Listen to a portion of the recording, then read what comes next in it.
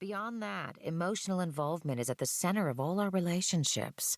Admitting to emotional involvement may make the betrayal even worse. Last, let us say, if we have a point of view, it is because the facts point in one direction.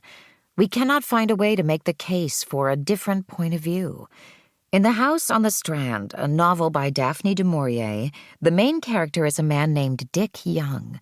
At one point, Dick says, "Truth is the hardest thing to put across." We agree, and we would define truth as that which corresponds to facts. Truth is not what we wish to be true or what we would hope to be true.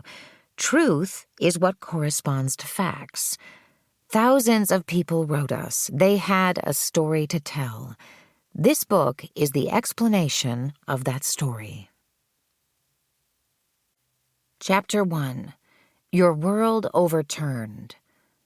There are times when fortune inflicts wounds that simply won't heal, when the story of a life breaks into two distinct sections, a before and an after. Maurizio Veroli, biographer. My wife attended night classes with a former workmate and friend. He is really good-looking, and so is she. On the last night of class together, I followed them to a bar. After they came out, she gave him a big hug. They drove down a dark road and parked in a poorly lit small park. I couldn't see what they were doing, but I can only imagine. 45 minutes later, they drove back to where she was parked and hugged.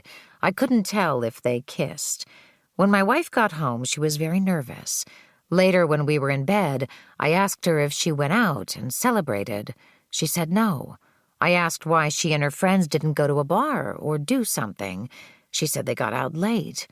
When I asked if our friend was there, she said he had to leave early. Every time I gave her a chance to tell me what she did, she lied, and not only lied, but sounded sure about it. After a couple of hours of not being able to sleep, I woke her up. She again denied doing anything. After a long silence, I told her I knew she was at the bar. She said, "Yes, I forgot. I had one drink and came right home." Finally, I told her I knew everything. She would not confess to being in the park until I told her I saw them together. Then she said all they did was talk. I called our friend the next day and asked him the same questions. He lied. When I told him what I knew, he could hardly talk. My wife said she would call our friend and tell him not to call her anymore. He wasn't supposed to know I was listening, but it sounded like they talked beforehand and got their story straight. Before this, she hardly ever wanted sex, and I had to ask. Now she is all over me.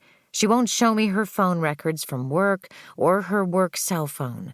She says they would be hard to get, but she is the facility coordinator, so she can get just about anything. I love my wife, but only want the truth.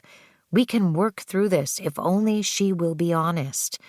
I guess my question would be if you think they had something going on. Frank.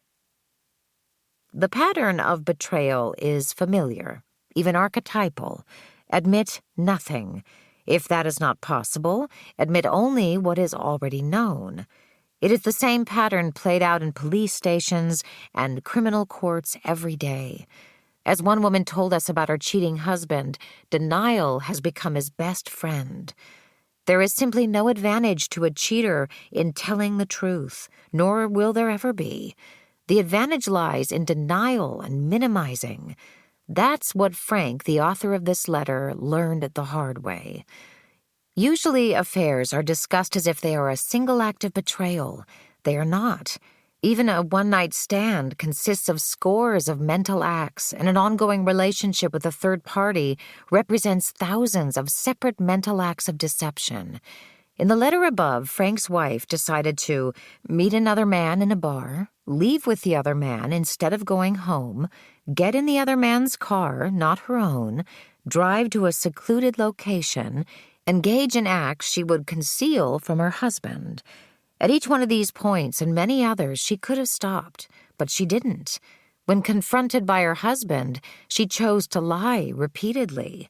Frank came into the last 30 minutes of a 2-hour movie. He wants to know the plot, and he has only one person to ask.